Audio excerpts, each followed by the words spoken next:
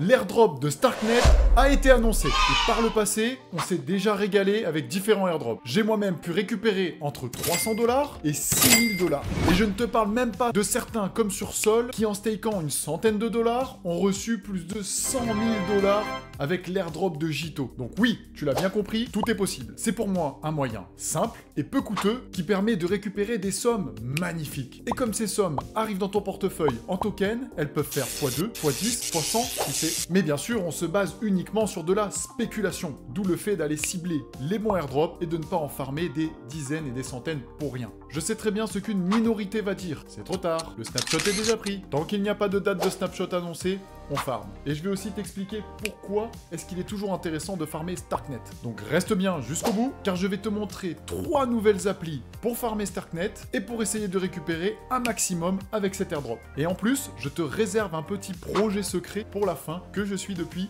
le départ. Mesdames les investisseuses, messieurs les investisseurs, bonjour, c'est Côté Crypto, et aujourd'hui, tu l'as bien compris, on va parler de farming de l'airdrop Starknet, et qui a bien sûr ses petites particularités. Mais avant, n'hésite pas à liker, partager, t'abonner et activer la petite cloche des notifications pour recevoir toutes les dernières vidéos. Tu peux aussi me retrouver sur les différents réseaux sociaux tels que Instagram, X et TikTok. N'oublie pas non plus que tout ce que je te présente ici n'est pas un conseil en investissement, et qu'il faut toujours que tu fasses tes propres recherches avant d'investir en pleine responsabilité. Mais avant qu'on aille décortiquer ces petites applications et le projet secret, jingle!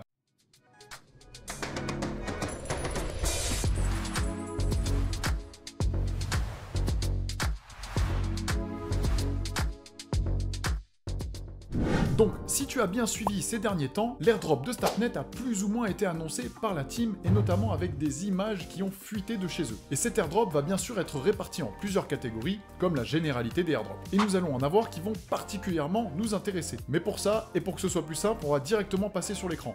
C'est parti! Donc, par rapport à ce qui a fuité sur Starknet, nous avons eu notamment ce document avec plusieurs critères. On voit notamment celui qui nous intéresse, c'est le Starknet User.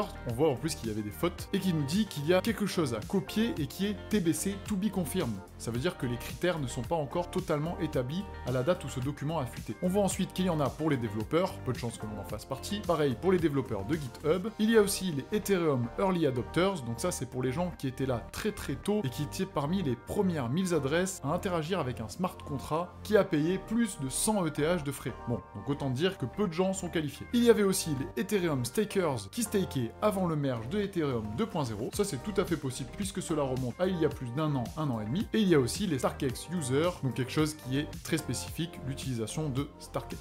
Ils ont aussi fait des précisions un petit peu dans leur Discord au travers d'annonces, et où ils ont aussi dit que les différentes applications et protocoles qui utilisaient le réseau Starknet allaient recevoir une grant. Il y a donc deux catégories. Il va y avoir les Starknet Users, où on espère un airdrop pour avoir utilisé le réseau depuis un certain temps, avec un certain nombre de transactions et de volume par exemple, et aussi il peut être récupérer une partie des grants. En fait, les grants qui sont un don de token à une application, par exemple Starknet décide de donner 100 000 $ à une application, et l'application par exemple, elle va faire découler une partie de cette grant vers ses utilisateurs pour les remercier. Et donc nous allons aussi cibler des applications dans ce sens, pour farmer à la fois Starknet et en plus espérer toucher des grants. C'est-à-dire que même si Starknet effectue son airdrop, plus tard, les applications pourront effectuer elles aussi un airdrop de Starknet dans le temps. Et donc cela reste toujours très intéressant de farmer. Et pour commencer le farm, on va aller voir la première application. D'ailleurs, tous les liens seront disponibles dans la description pour que tu ne cliques pas sur n'importe quoi et évite de te faire arnaquer. On va notamment aller voir Starknet ID. En fait, Starknet ID est un moyen de remplacer ton adresse publique de ton portefeuille, tu sais, celle avec OX, 3 petits points, FEG4,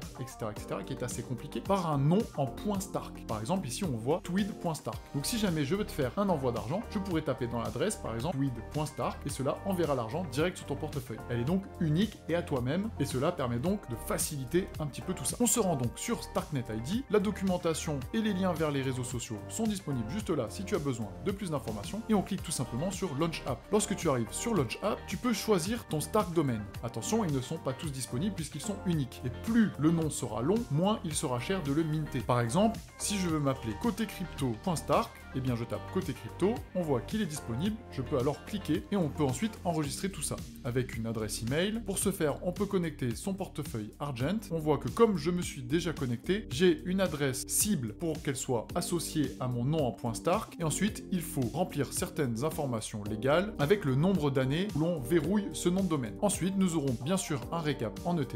Ici, on voit que c'est 0.009 ETH par année. On accepte et ensuite, une fois que l'on fait ça, il faudra valider une transaction dans le wallet Argentix en payant en ETH. Cela peut avoir un certain coût, mais Starknet ID est présent depuis un long moment sur Starknet et si ces derniers décident de sortir un token ou quelque avantage, alors il est possible que l'on obtienne une grante. Dans tous les cas, cela permet d'avoir une identité sur Starknet et d'avoir payé des transactions avec un certain coût. Tu peux aller voir ensuite le récap de tes différentes identities, par exemple ici, et lorsqu'on clique sur son identité, tu peux l'associer à des réseaux sociaux pour les faire valider et tu peux aussi les définir comme le nom de domaine de ton portefeuille, si tu veux changer par rapport à l'une ou l'autre, si jamais tu en mintes plusieurs, par exemple côté crypto 1, 2, 3. Et tu peux aussi changer l'adresse qui est ciblée, c'est-à-dire si tu veux changer de portefeuille par exemple. Nous allons ensuite passer à la seconde application. Cette application s'appelle Nostra. Nostra, c'est très simple, il suffit d'y connecter son portefeuille Argentix et c'est un petit peu comme nous avons vu sur Solana, une appli où on va faire du lending et du borrowing, donc mettre des fonds que l'on bloque et on peut emprunter en fonction du montant que nous avons déposé. On fait toujours attention, il y a un else factor à conserver et si ce dernier est trop mauvais, alors on peut être liquidé. C'est-à-dire que notre collatéral, ce que nous avons utilisé en lending, c'est-à-dire déposé, va être supprimé et on gardera toujours ce que nous avons emprunté. Mais en général, ce que l'on emprunte est plus faible que ce que l'on a déposé, si les variations bougent trop. Donc on va plutôt préférer utiliser des stablecoins qui bougent peu, où on aura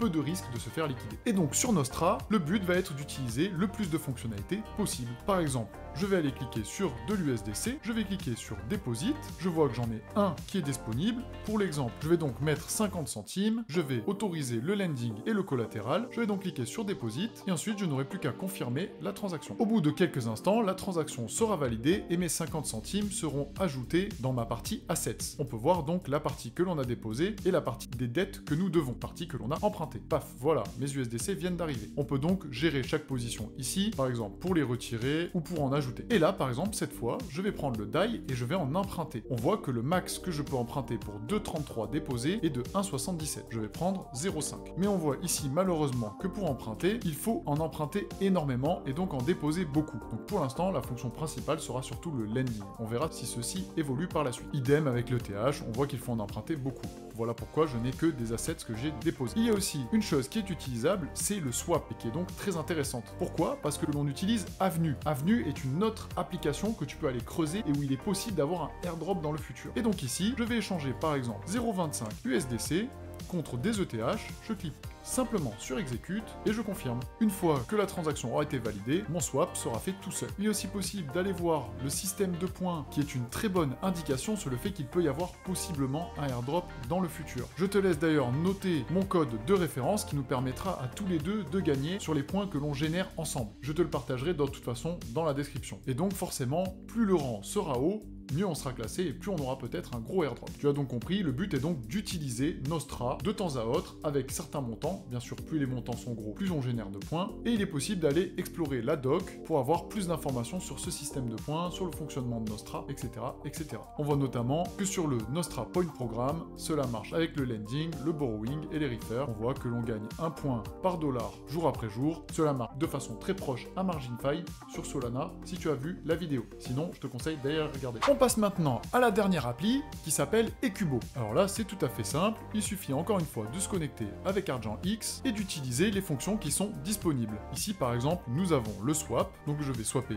des Ethereum contre de l'USDC. Je vais par exemple en swapper 24 centimes. Je clique sur échange et je confirme ma transaction. Une fois que j'ai effectué cela et que ma transaction est validée, je peux aussi utiliser les pools. On voit par exemple que j'ai des positions qui sont actives et d'autres inactives. Pour ce faire, il est possible de les éditer. Si on n'a pas de position, il suffit de cliquer sur créer une position, de mettre par exemple ETH par USDC, ce que l'on vient d'échanger. Il est possible de régler différents paramètres, mais c'est assez complexe et il faut s'y pencher un certain moment. Mais si le but c'est juste d'y participer, alors on peut choisir une grosse fourchette et ici par exemple, on met notre montant en USDC, cela va rentrer un montant en Ethereum et on clique sur ajouter des liquidités. De façon identique, on confirme dans le portefeuille, cela nous donne un NFT qui en fait représente notre position. On confirme et on paye les frais. Une fois que cela est fait, il est possible d'aller regarder différents graphiques sur l'état du marché en fonction des pools qui sont disponibles, et bien sûr le tableau de bord qui, tout comme Nostra, nous montre différents moyens d'avoir des points. Et il y a plus de description ici, et bien sûr je te copierai le lien de référence pour que l'on gagne tous les deux à utiliser ces applications et avoir un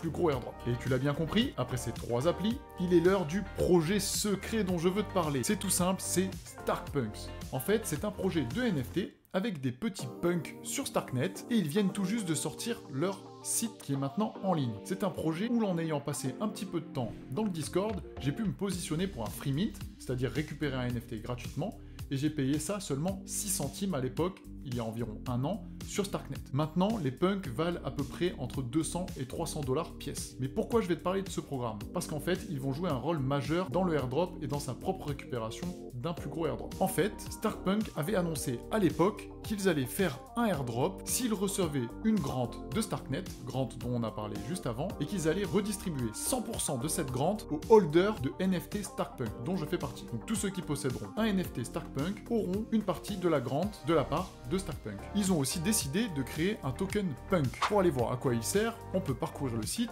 où on voit l'histoire du projet, mais aussi l'utilité du $Punk. En fait, ils vont airdropper un pourcentage aux holders de NFT, mais aussi aux Starknet OGs, ceux qui ont été là depuis le départ et qui ont participé à la construction de Starknet. Bien sûr, il y aura la possibilité de staker les punks, mais aussi les NFT de Starkpunk pour générer des revenus. Et ensuite, au travers des mois, il y aura un airdrop progressif du token Punk. Donc si le projet t'intéresse réellement, je te conseille de te renseigner un petit peu et de te placer en fonction de ton risque et de tes recherches. Pour acheter un Punk, c'est tout simple, il suffit de cliquer sur Buy a Punk, ça nous renvoie vers la marketplace de NFT officielle sur Starknet et on voit les différents punks qui sont disponibles. Par exemple, si on clique sur celui-ci, on peut voir que là, ils sont au floor price de 348 $. J'ai donc hâte de savoir ce qu'il va se passer par la suite. Et voilà, j'espère que ces nouvelles applications et ce nouveau projet t'ont permis d'y voir clair sur le farming de l'airdrop Starknet et qu'on va récupérer un beau paquet de thunes ensemble. N'hésite pas à me dire en commentaire si tu veux que je te montre plus d'applications ou que tu veux que je te fasse plus de vidéos de farming d'airdrop. Dans tous les cas, les membres du club Côté Crypto disposent de toutes les routines et des airdrops à farmer en priorité pour gagner du temps